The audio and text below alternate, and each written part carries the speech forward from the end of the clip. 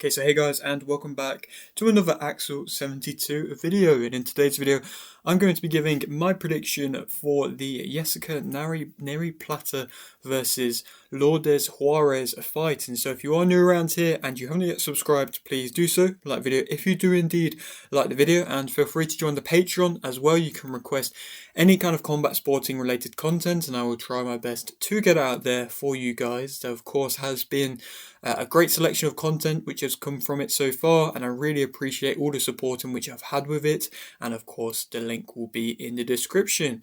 Let's get straight into this one though, and like I say, this is for that of the WBC light flyweight title, and obviously both fighters who are fighting in this have, once had this WBC belt, and of course neither of them have lost whilst having the belt, which is a bit of a unique one. But of course, Nery Plata has been inactive for the past couple of years, pretty much almost 2 years now, and she basically got forced to vacate the belt as a result. And so Juarez, at the back end of last year, picked up the belt when it was vacant.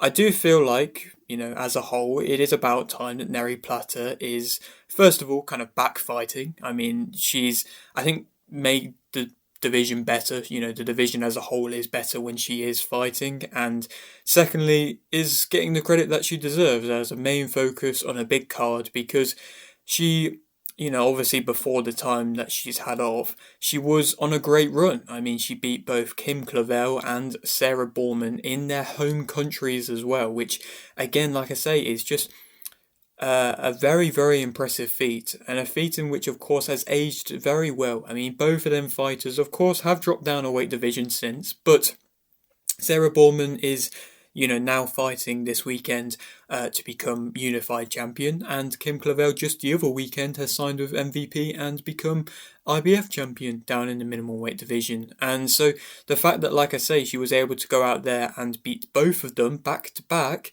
whilst also, like I say, going to Canada to fight Kim Clavel and going to Germany to fight Sarah Borman, and to get, even just the nod from the judges in both of them is impressive enough. So again, like I say, it was a very impressive run in which she was going on, and she was able to, kind of cement herself as a unified champion.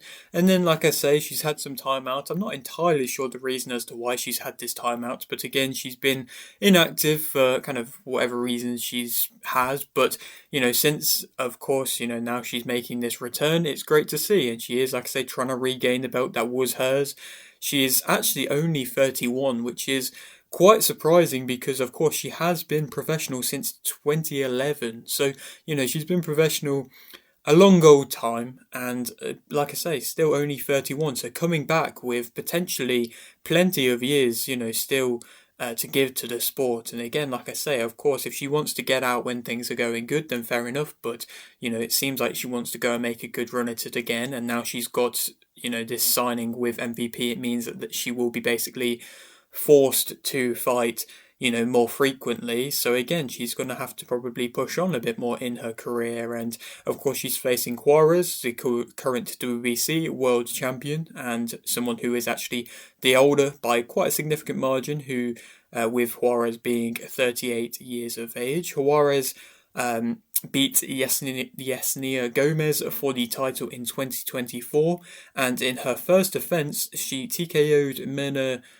Sanchez, which was quite an impressive victory, where basically it wasn't a dramatic TKO, but Juarez stopped basically Mena Sanchez. Sanchez's team pulled her out at the back end of, I think it was the 8th round, if I can remember correctly. Juarez is also the former WBC super flyweight champion and has had all of her fights in Mexico. So again, it's a little bit of a shame that perhaps this fight wasn't a big Mexican female fight. I feel like it definitely could have been sold like that. And I mean, from what I believe, this being the first kind of major fighter in which MVP has signed who is a Mexican female fighter, I definitely felt like there could have been a way to push that Mexican market and actually create a bit of a, stir out there. But again, nonetheless, of course, they haven't done that. But there will be probably no disputes from, the result of this, because of course, like I say, Juarez has been the one who has moved down into the weight division, unlike like I say, the other big wins in which Nery Plata has had, where they've both, since losing to her, gone down in a weight division and probably, been more comfortable at that weight, that lower weight. Juarez has found a weight in which she's most comfortable at. So like I say, there shouldn't be any excuse if Nery Plata, coming off, like I say, almost 2 years out, is able to make that of a comeback and, like I say, be able to go out there and get a good victory. To speak about both fighters individually, Nery Plata as a fighter, she's a rangy striker who keeps her straight shots coming. Pretty much, she's going to be throwing them strikes, rangy strikes, throughout the entirety of the fight. And anytime, there's any kind of space or any kind of break in action, she will be trying to maintain her range for as long as she can.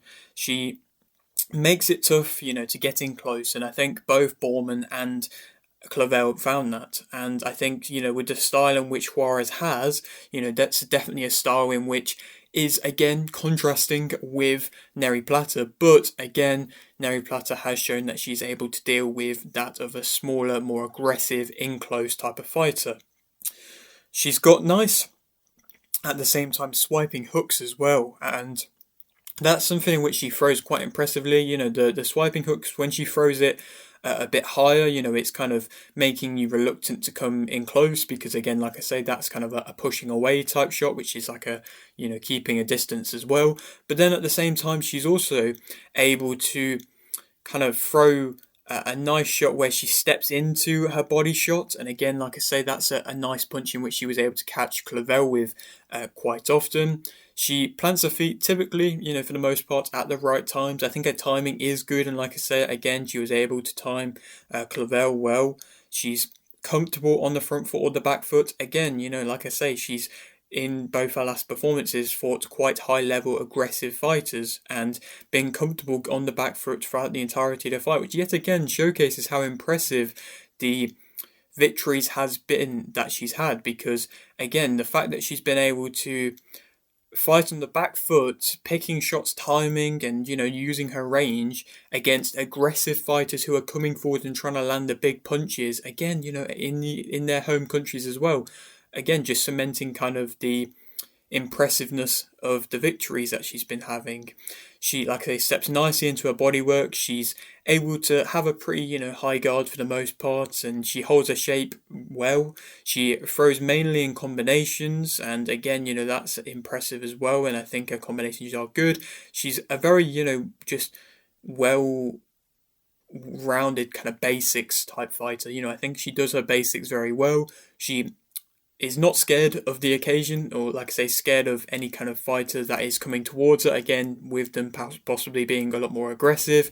When she starts to pull back after she's throwing is when, that she's in a rhythm. She'll throw a combination, then she'll take a little bit of a kind of step back or even just a lean back, which, can then stop the counter. And again, that's when, she's kind of getting into her flow and looking good.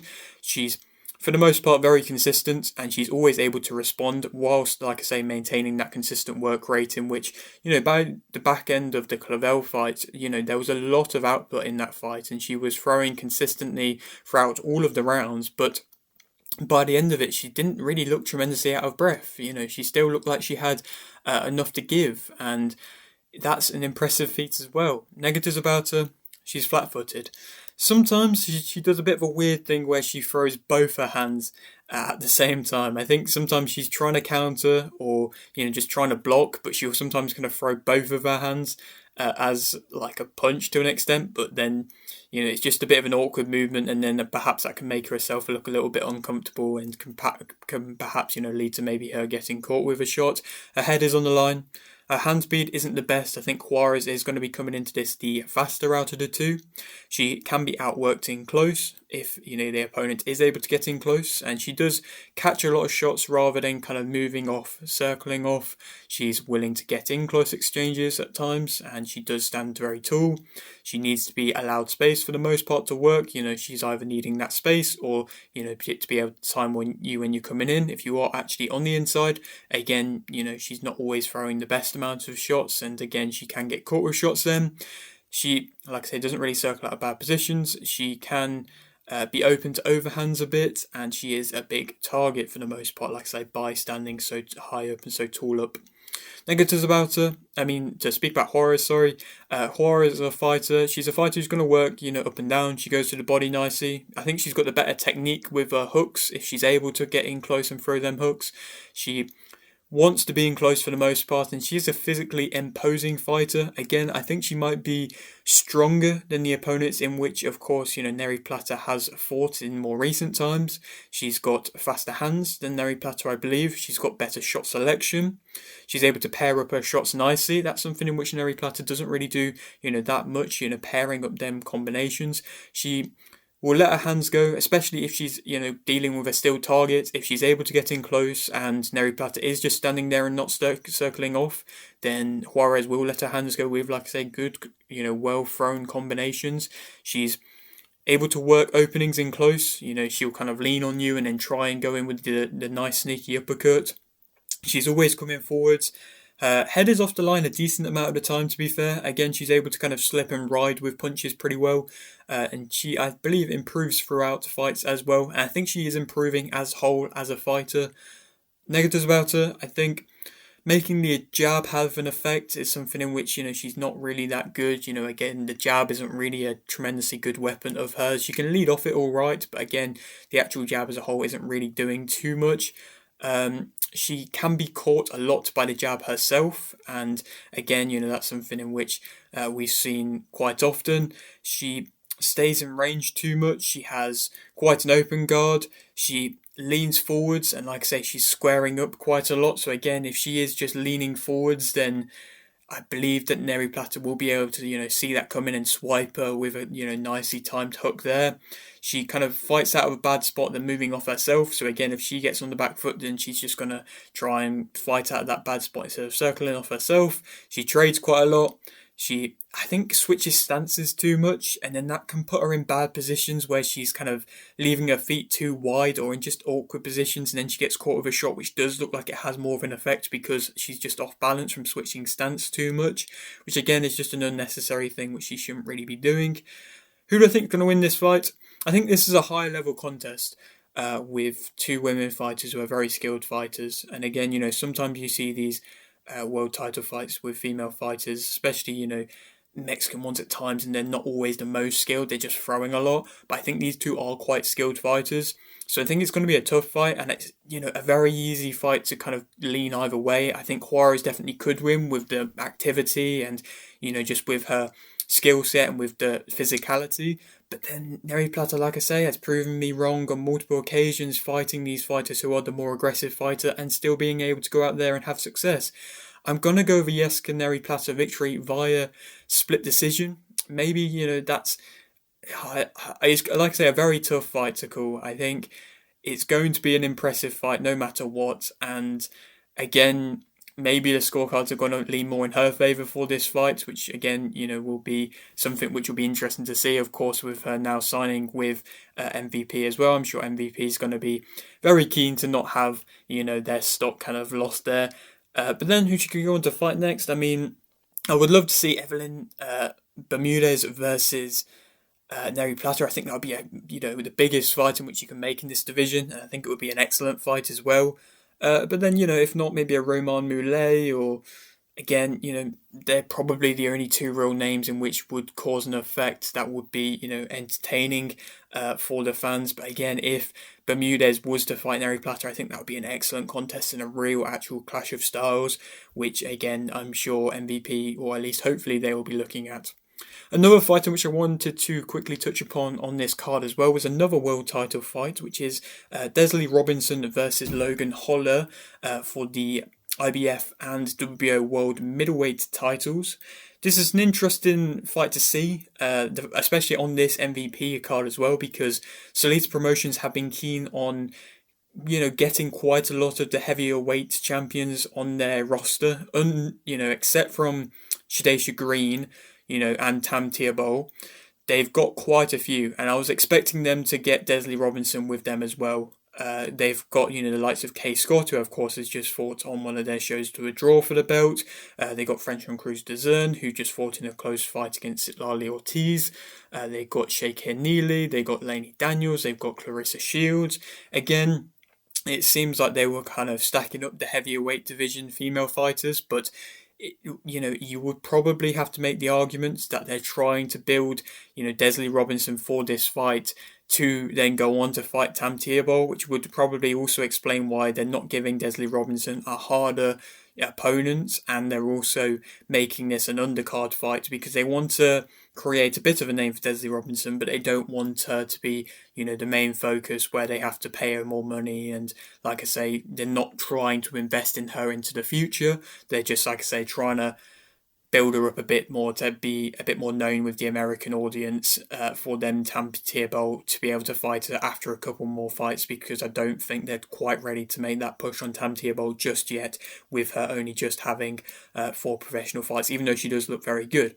Robinson, though, I mean, herself, she's been looking very impressive, and I think she's, improved a lot with her performances throughout her career. I mean, in her world title fights, she's beat Scott for the belt in their rematch, which was a fight in which I thought she did win much more convincingly than the first fight, which was controversial in itself.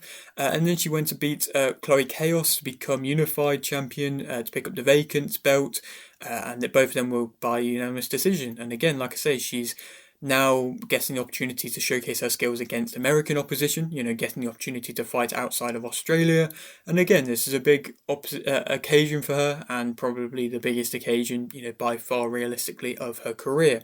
Again, the level of opposition isn't the best for the middleweight division. For the most part, the middleweight division isn't the most stacked. I mean, Kay Scott, like I say, just went to a close fight, but again, nobody really wants to see Robinson versus Scott again.